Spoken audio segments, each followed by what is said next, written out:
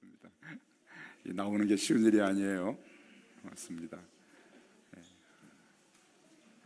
잘했어요.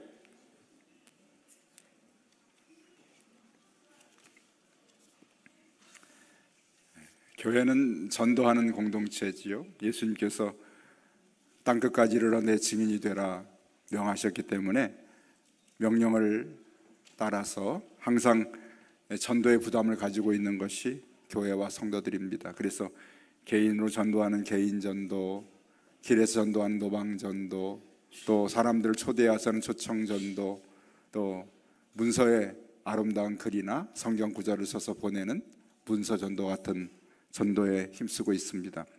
뭐 구체적인 또 방법들도 많잖아요. 고구마를 삶을 때 젓가락으로 익었는지 이렇게 찔러보는 것처럼 한 사람에 대해서 여러 가지 이렇게 도전을 통해서 전도해보는 고구마 전도법, 뭐 호떡을 구워서 주는 호떡 전도법, 그렇죠? 전도가 얼마나 어려우면 진돗개가 한번 사람을 물면 안 논다는 뜻으로 진돗개 전도법도 있습니다. 뭐 이외에도 뭐 여러 가지 수단과 방법을 동원해서 전도하려는 노력을 해도 이 시대는 갈수록 전도가 어려운 시대인 것은 사실입니다. 무엇보다 사탄이 세상의 교회를 음모를 통해서 신뢰도를 떨어뜨리는 일을 하고 있습니다. 사람들이 어떤 아주 일부의, 지극히 일부의 사건을 교회 전체의 것으로 그렇게 매도해서 교회를 믿지 못할 그런 집단으로 만들기도 합니다. 사람들을 접촉할 수 있는 기회가 점점 더 우리가 사라지지요. 코로나를 겪으면서 사람들에게 뭔가를 나눠주면 받지 않고 먹을 것을 줘도 먹지 않는 그런 시대를 우리가 지나기 때문에 너무나 어려운 전도의 때를 우리가 지나고 있습니다. 바울도 고린도라는 도시를 갔는데 두 가지 이유로 전도에 큰 난관을 맞게 됩니다. 첫 번째로 오늘 읽은 말씀 5절에 보니까 바울이 실라와 디모데가 함께 합류한 이후에 유대인들에게 회당에서 아마도 예수는 그리스도라고 밝히 증언했다. 5절에 이렇게 말합니다. 그런데 유대인들이 이 바울의 증거를 아주 강력하게 반대합니다. 6절 보니까 그들이 대적하여 비방했다라고 말합니다.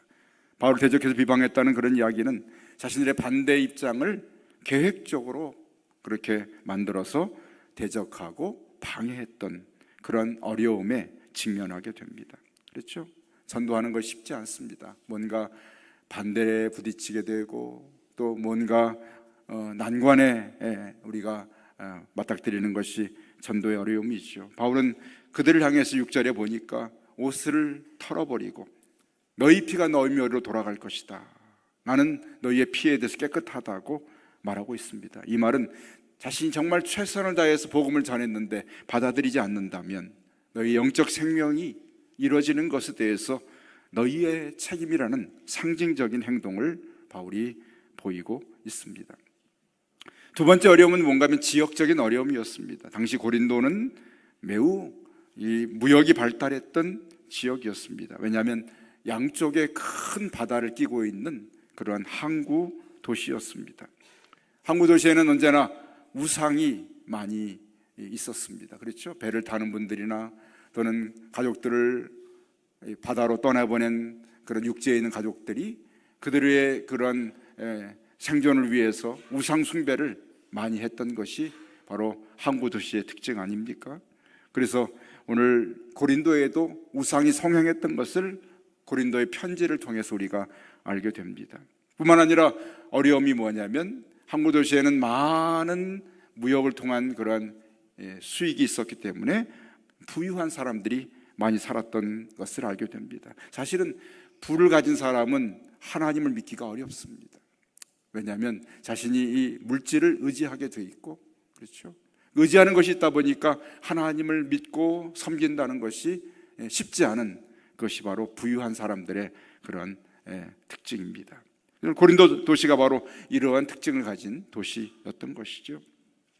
이처럼 두 가지 어려움에 봉착했을 때 바울이 선택할 수 있는 것은 이곳을 떠나서 다른 곳에 가서 전도하는 것이 그의 택할 수 있는 그러한 선택이었을 것입니다.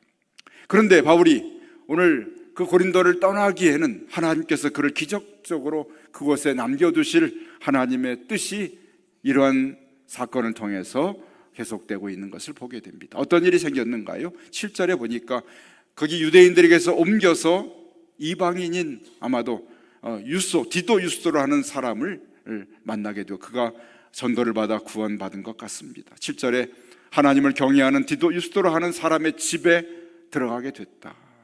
그 집은 마치 유대인들의 회당 옆에 있는 집이라고 말하고 있습니다. 유스도라는 사람이 예수 믿고 나서 그 집이 아마도 이 고린도의 집회 장소가 되고 그곳에서 모여서 전도하는 전도의 기지가 된 것 같습니다. 이에 더불어 8절에 아주 놀라운 사건이 생기게 됩니다. 무슨 사건인가요? 8절 한번 여러분 같이 큰 소리로 읽습니다. 또 회당장 그리스보가 온 집안과 더불어 주를 믿으며 수많은 고린도 사람도 듣고 믿어 세례를 받더라. 아멘. 난관이 있었지만 하나님께서 그의 기적적인 그러한 인도하심을 통해서 고린도에 믿는 자들이 생기는데, 특별히 오늘 8절에는 회당의 가장 높은 책임자인 회당장 그리스보가 예수를 믿게 됩니다. 여러분, 놀라운 사건이 생기는 것입니다. 아마 이 사건은 고린도에 있는 유대인 사회에 큰 파문을 일으켰을 것입니다. 왜냐하면 당시 유대 사회에 매우 비중 있는 한 인물이 예수를 믿게 된 것입니다. 바로 이 사건은 유대인 사회에는 충격이 되었고 고린도에 있는 우리 그리스도인들에게는 새로운 전도의 활력소가 된 것이 분명하였을 것입니다. 그렇죠? 회당의 리더가, 반대했던 그 집단 가운데 리더가 예수를 믿게 된 것이죠.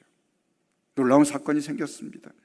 뿐만 아니라 나아가서 거기 모인 고린도 사람들 가운데 많은 사람들이 예수 그리스도의 복음을 믿고 그리스도인으로 돌아오는 기적 같은 역사가 있게 됩니다. 그렇죠? 8절 끝에 보면 수많은 고린도 사람도 듣고 믿어 세례를 받았더라 라고 말하고 있습니다. 당시에 이 고린도에는 로마의 식민지였기 때문에 많은 로마 사람들이 그곳을 찾아왔고 많은 헬라인들도 그곳에 와서 경제적인 이유로 드나들게 되는, 그래서 그들에게 복음을 전했더니 많은 사람들이 믿게 되는 열매를 맺게 되었습니다. 아마도 회당장 그리스보가 믿는 그 밤에는 우리 그리스도인들 공동체에는 가장 행복한 날이었을 뿐만 아니라, 그런데 복음을 전했던 사도 바울의 마음속에는 어쩌면 알지 못했던 커다란 두려움이 그의 마음을 사로잡게 된 밤이었는지도 모르겠습니다. 아마도 이 회당장 그리스보가 회심한 걸 인하여서 유대인들의 반대가 더 거세질 것이고, 그리고 마침내 자신의 생명을 위협하는 어려움이 자신을 기다리는 것을 바울은 아마도 그 밤에 직감하지 않았을까 생각이 됩니다. 그런데 그날 그 밤 잠자리에 누웠을 때 오늘 주님께서 그를 찾아오십니다. 9절 말씀이죠. 밤에 주께서 환상 가운데 바울을 찾아오십니다. 바울에게 주님이 환상으로 찾아오시는 날들은 그의 인생에 매우 중요한 날들이었고 그의 삶에 크다는 변화가 있었던 때 환상 가운데 주님이 그를 찾아오셨던 것을 우리가 알게 됩니다. 주님을 알지 못했을 때 반대하여서 다메섹으로 믿는 자들을 잡으러 간 그날에 다메섹에서 주님이 환상 가운데 그를 만나지 않으십니까? 사울아 사울아 내가 어찌하여 나를 핍박하느냐, 나는 네가 핍박하는 예수라 하면서 그를 그 다메섹 환상 가운데 그를 변화시키시고 주님을 반대했던 핍박자에서 그를 전하는 회방자에서 전파자로 그를 바꾸시는 환상을 그는 경험합니다. 아시아에서만 복음을 전할 때 드로아에서 한 환상을 보게 되지 않습니까? 그렇죠? 마게도냐 사람이 와서 우리를 건너와서 우리를 도우라는 환상을 따라서 그의 복음 전파의 발걸음이 저 넓은 유럽 땅으로 펼쳐지는 환상을 그가 경험했던 것을 보게 됩니다. 오늘 이 밤에도 그에게 환상이, 주님을 만남이 필요했던 밤이었던 것 같습니다. 무엇 때문이었을까요? 오늘 그의 마음속에 알지 못하는 두려움이 그를 사로잡고 있었던 밤이었던 것을 깨닫게 됩니다. 그리스도의 그런 회심으로 인하여서 바울에게 대한 보복이 이제는 더욱더 심할 것을 예감하게 됐고 그 사회가 동요하게 되고 핍박이 적극적으로 이제 드러나게 되는 그 시점에 어쩜 바울은 고린도를 조용히 떠나고 싶었습니다. 자신의 안위와 그리고 그 어려움을 피하여서 떠나고 싶었던 두려움에 쌓였던 바울에게 주님이 그 밤에 그를 찾아오셨습니다. 그리고 이렇게 9절에 말씀하십니다. 두려워하지 말라. 잠잠하지 말고 말하라. 그렇죠. 내가 너와 함께 있음에 어떤 사람도 너를 대적하여 너를 해롭게 할 자가 없으니 그 이유는 이 성중에 내 백성이 많도다. 아멘. 주께서 찾아오셔서 두려워하지 말라 말씀하십니다. 두려워하지 말라. 내가 너와 함께 있지 않느냐. 너와 함께 있지 않느냐. 여러분, 우리 신앙생활 하면서 정말 주님이 함께 계시고 주님이 나와 함께 계심을 정말 필요한 때는 언제입니까? 내가 두렵고 내 힘으로 감당할 수 없는 문제를 내가 맞닥뜨리고 내 마음에 좌절과 낙심이 되고 내 삶에 근심 걱정이 사로잡힐 수밖에 없는 어려운 일을 만났을 그때가 바로 주님이 함께 하실 때가 바로 그때가 바로 주님이 필요한 때인 줄로 믿습니다. 아멘. 내가 너와 함께 있지 않느냐. 내가 너를 떠나지 않겠다 약속했지 않느냐. 때로는 우리가 이 말씀을 알고 있지만 이 말씀을 내 지식으로 알고 있지만 그러나 때로는 이 말씀을 뛰어넘어서 말씀이 소용이 없게 두려움에 붙들리고 내가 낙심하고 좌절하고 절망에 붙들릴 때가 얼마나 많은지 모릅니다. 그때 주님께서 환상 가운데 오셔서 내가 너와 함께 있지 않느냐.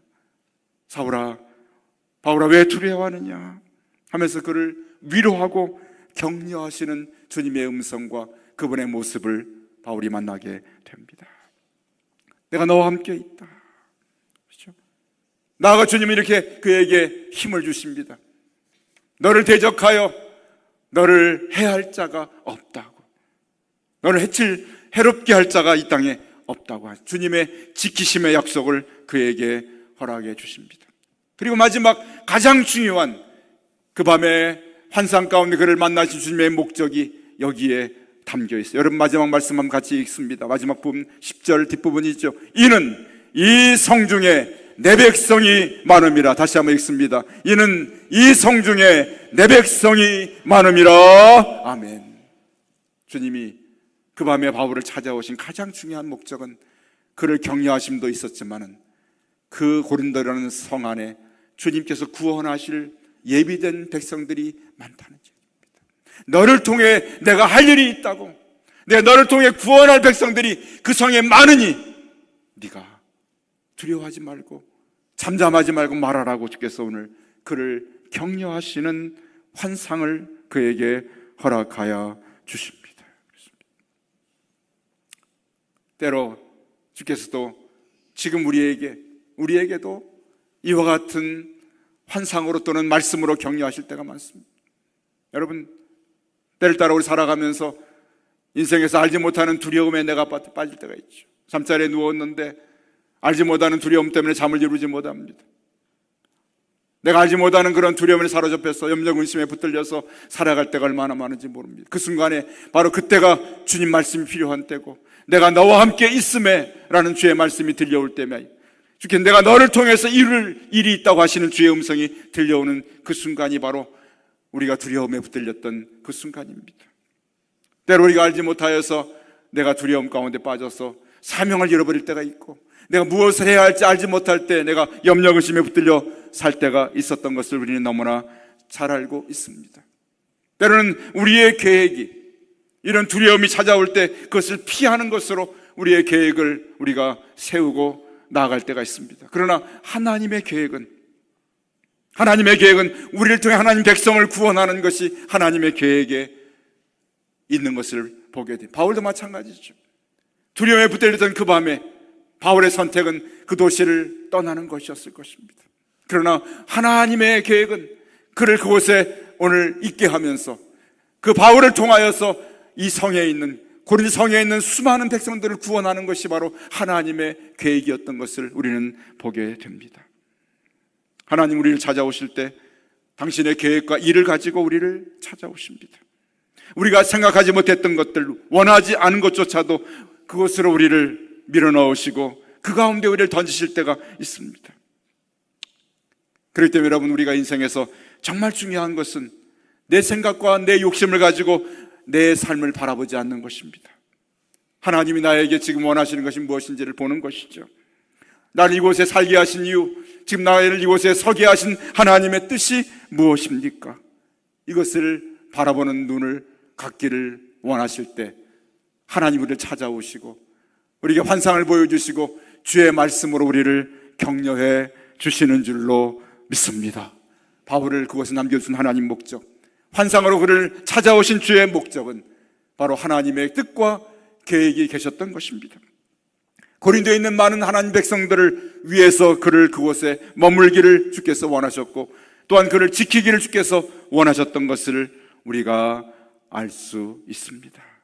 과연 바울은 그 환상을 보고 두려움을 이겨냅니다. 그리고 11절에 보니까 1년 6개월을 머물면서 그들 가운데서 하나님 말씀을 가르치는 놀라운 담대함과 열매를 맺는 바울의 모습을 보게 되고, 이와 같은 바울의 사역을 통해서 마침내 가장 중요한 공동체, 교회 공동체인 고린도 교회가 그곳에 세워지게 되고 그곳에 지켜지게 되고 그곳에서 하나님의 나라의 일을 감당하는 고린도 교회가 오늘 이루어진 것을 오늘 깨닫게 됩니다.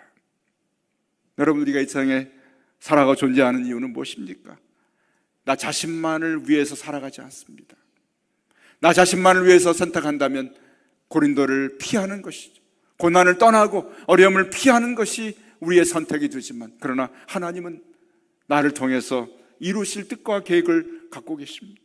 지금도 마찬가지로 저 여러분의 삶 속에 하나님이 오늘도 이루실 하나님의 뜻과 계획이 있기 때문에 우리를 지금 내가 있는 이 자리에, 그 자리에 서게 하시고 그 자리에 있게 하시고 그 자리에 앉게 하십니다. 내 가정의 어려움 가운데 나를 그곳에 두셨습니다. 내 직장의 어려움 가운데 나를 그곳에 두셨습니다. 내 교회의 자리에 바로 주께서 그 어려운 자리에 나를 그곳에 두셨습니다. 정말 나만을 위한다면 그 자리를 피하는 것이, 그 자리를 떠나는 것이 나를 위한 최선의 길이겠습니다. 그러나 어려울 때, 바로 그 어려운 자리에, 바로 그 자리에 있을 때 주님이 나에게 필요한 자리입니다. 내가 너를 떠나지 아니하리라, 내가 너와 함께 하리라. 어디에 주님이 필요하십니까, 여러분? 내가 편안하고 내가 아무런 어려움이 없는 그 자리에 주님이 필요하십니까? 주님이 함께 계신 것이 그다지 필요치 않고 유익하지 않은 자리가 될 수 있습니다. 정말 내가 간절히 주님을 원하는 자리가, 내가 편안한 자리가 아닐 것입니다. 정말 주님이 원하고 주님 필요하고 그분이 나와 함께 하기를 원하는 자리가 어디입니까? 고난의 자리입니다. 어려움이 있는 자리입니다. 나의 가정에서, 내 일터에서, 내가 지금 어려움 가운데 있는 그때 주님의 도우심이 필요한 자리가 아니고 주님이 함께 하심이 필요한 자리가 바로 그 자리가 아니겠습니까? 그 자리에 주님이 찾아오셔서 당신을 환상 가운데 보여주시고 당신의 음성을 성령님의 감동을 통해서 우리에게 전해주시고 들려주시는 줄로 믿습니다. 아멘. 그래서 주님께서 우리에게 환상으로 격려하시고 성령의 감동을 통해서 우리와 함께 하심을 알게 하시고, 내가 너와 함께 있지 않느냐, 두려워하지 말라, 아무도 너를 대적하거나 해칠 자가 없다고 말씀하고 계십니다. 그것이 바로 사명의 자리고, 나만을 위해 살아가는 삶이 아니라 주께서 맡기신 일을 위해서 살아가는 삶에 경험할 수 있는 이런 주님이 함께 하신 환상과 계시와 우리와 함께 하신 성령의 감동하심이 필요한 자리가 바로 그 자리인 것입니다. 오늘 주께서 우리에게 이와 같은 사명을 위해서 교회를 이곳에 두셨고 우리를 이곳에 부르셔서 사명을 잊지 않고 살아가게 하십니다. 너가 있는 자리에 내 백성이 많다, 이 성에 내 백성이 많다. 저는 이 말씀을 읽은 이후에 언제나 제 귀에 들려오는 어쩌면 환상처럼 늘 저에게 주시는 마음의 부담이, 사랑하더라, 이 성에, 이 마을에 내 백성이 많다는 음성을 제가 잊지 않고 살아가고 있습니다. 하나님, 이곳에 내가 목회자로 또는 이곳에 우리 교회가 서 있는 그런 이유가 무엇입니까? 이곳에 내 백성이 많다, 네가 있는 그곳에 내 백성이 많아. 여러분이 있는 그 가정과 여러분이 지금 서 있는 그 일터에 어려움이 있습니다. 내 힘으로 해결할 수 없는 문제 앞에 부딪혀 있지만 그것에 붙들려 씨름하는 삶이 아니라 주께서 환상으로 말씀으로 찾아오서 말씀하시기를 사랑하더라 사랑한다라, 네가 있는 그 어려운 자리에 내가 너를 둔 것은 바로 너를 통해 구원할 내 백성이 많은 것을 잊지 말라 하시는 음성을 듣기를 주의 이름으로 간절히 축원합니다. 아멘. 여러분 고난의 자리에 주님이 두신 이유가 있습니다. 그곳에 여러분을 통해 구원할 백성들이 많기 때문입니다. 여러분을 통해 하실 주님이 원하실 이루실 뜻이 그곳에 있기 때문입니다. 그리고 오늘 바울이 보았던 환상이 여러분 눈에 들려지고 여러분 눈에 보여지고 여러분 귀에 들려지시기를 주의 이름으로 축원합니다. 그 음성이 들려지기를 원합니다. 그곳엔 너의 백성이 많다, 너를 통해 이룰 일이 많다고 하시는 주의 음성이 들리며 내가 너와 함께 있음에 아무도 너를 대적하거나 너를 해할 사람이 없다고 주께서 약속해 주신 줄로 믿습니다. 아멘. 저도 그 음성을 듣고 언제나 마음속에 전도에 대한 부담을 가지고 있습니다. 우리 교회를 지을 때도 어떻게 하면 많은 사람들이 교회를 드나들 수 있도록 할 것인가를 생각하며 짓지 않았습니까? 그래서 1층에도 우리 카페를 만든 것은 많은 사람들이 우리 교회 건물 하나님의 집을 드나들도록 하기 위함이었고, 지하의 키즈 카페에도 지금도 많은 사람들이 오게 됩니다. 지난주에 가보니까 동네 사람 아줌마들이 단체로 와가지고 우리 성도들이 내려갔는데 객이 돼가지고 자리를 못 잡아서 쫓겨났어요. 자기들이 주인이야. 그냥 와서 먹고 그냥 놀고 난리가 나. 제가 보면서 감사하다. 그래도 저 마을 사람들이 마음대로 교회를 드나드는 모습이 얼마나 감사합니다. 이 12월 1월이 되면은 또 2월이 되면 우리 마을에 있는 어린이집들이 졸업식을 하는데 졸업식 할 공간이 없어요. 한 150, 200명 들어가야 되는데 우리 교회 2층에 와서 또 졸업식을 하려고 예약을 했습니다. 마을에 아이를 둔 부모들은 거의 우리 교회를 한번 이렇게 다녀가는 그런 일을 하게 되죠. 제 마음속에 하나님, 이 교회를 통해 하나님, 많은 사람들이 하나님을 믿는 이 마을에 내 백성이 많다는 말씀이 이루어지길 원합니다. 제가 말씀을 준비하다 보니 디저를 보니까 2016년도에 했던 설교가 오늘 제가 했던 말씀 본문으로 했는데, 그때 제가 설교를 시작하면서 전도했던 그러한 기록들을 제가 읽었습니다.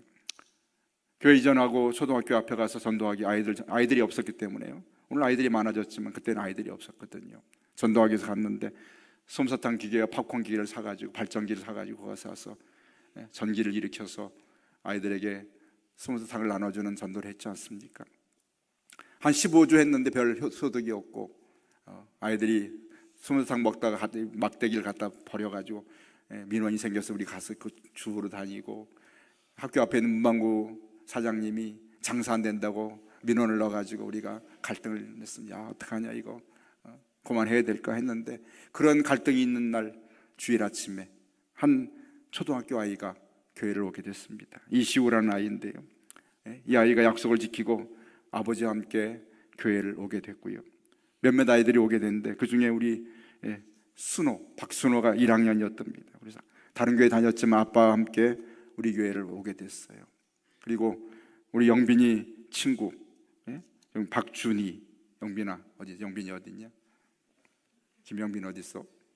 있는데 저 뒤에 박준희라는 친구도 데려왔는데, 그래서 전도에서 아이들이 오기 시작하면서 이것이 우리가 전도에 씨를 뿌리는 게 헛되지 않았구나 생각하면서 부지런히 전도했고, 지금도 우리 선생님들이 초등학교 앞에 전도를 하고 있죠. 또 제 마음속에 이 마을에 내 백성이 많다는 음성 때문에 내년에 또 날이 봄이 오게 되면 다시 솜사탕 전도를 시작해 보겠다는 그런 마음이 제 마음에 있습니다.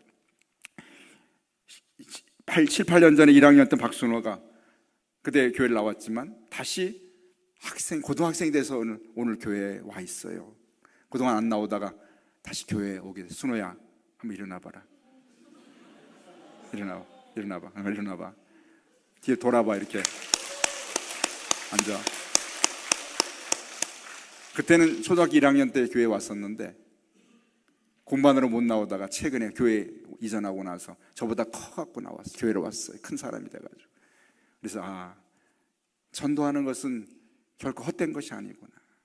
복음의 씨앗을 뿌려놓으니 언젠가는 거두게 되는데. 그래서 주께서 우리에게 주신 도전의 말씀, 이 마을에 내 백성이 많도다. 이 성에 내 백성이 많도다. 오늘도 내가 우리 교회가 이 땅에 서 있는 목적, 내가 서 있는 그 자리, 가정이나 여러분 일터나 그것이 사명이죠. 우리가 뿌리는 전도의 씨앗이, 우리가 드리는 기도의 씨앗이 하나도 헛되지 않습니다. 반드시 언젠가는 자라서 열매로 맺혀지게 될 줄로 믿습니다. 아멘. 주께서 말씀하십니다. 두려워하지 말라. 잠잠하지 말며 말하라. 여러분, 지금 있는 그 자리에 어떤 일로 두려워하고 어떤 일로 염려하고 걱정하십니까? 우리는 때로 나의 일 때문에 내 일로 인하여 두려워 염려하고 걱정에 붙들려 살아가는 삶이 우리의 전부 대부분입니다. 그런 우리에게 주께서 주시는 말씀이 두려워하지 말며 잠잠하지 말고 말하라. 내가 너와 함께 있음에 아무 사람도 너를 대적하지 못하며 너를 해할 자가 없으니 그 이유는 이 성에 내 백성이 많음이라. 아멘. 날마다 제 마음속 제기에 이 마을에 내 백성이 많다고 하는 음성이 절대로 사라지지 않습니다.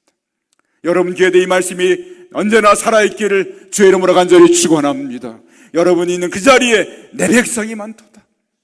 나의 문제에 붙들려 고민하고 낙심하고 절망하지 말고 내가 너와 함께한다는 주의 음성을 들으시기 바랍니다. 그리고 사명을 위해 살다면 주께서 문제를 해결하여 주시고 주께 맡겨드리고 주님이 나의 삶을 통해서 오늘 구원할 내 백성을 바라보는 그 눈이 열려진다면 오늘도 주님께서 우리를 통해서 함께하신 주의 기적을 경험하게 되고 하나님 나를 통해 일하실 하나님의 놀라운 하나님의 일하시는 열매가 우리 삶의 현장에 반드시 맺혀지게 될 줄로 믿습니다. 오늘도 사도 바울을 찾아와 주께서 주신 환상이 저와 여러분의 눈에 보이는 날이 되시길 바랍니다. 그 음성이 들려지길 주의 이름으로 간절히 원합니다. 오늘도 주의 음성과 환상이 들려지므로 내가 너 있는 곳에 내 백성이 많도다. 나를 통해 구원할 백성들을 바라보면서 이 일을 행할 때 특히 나의 삶의 모든 두려움을 물리쳐 주시고 어려움을 해결하시고 오직 나를 통해 이루실 놀라운 사명의 열매만이 가득하게 맺혀지는 여러분의 삶의 현장이 되시기를 주의 이름으로 간절히 축원합니다. 아멘. 기도하십시오.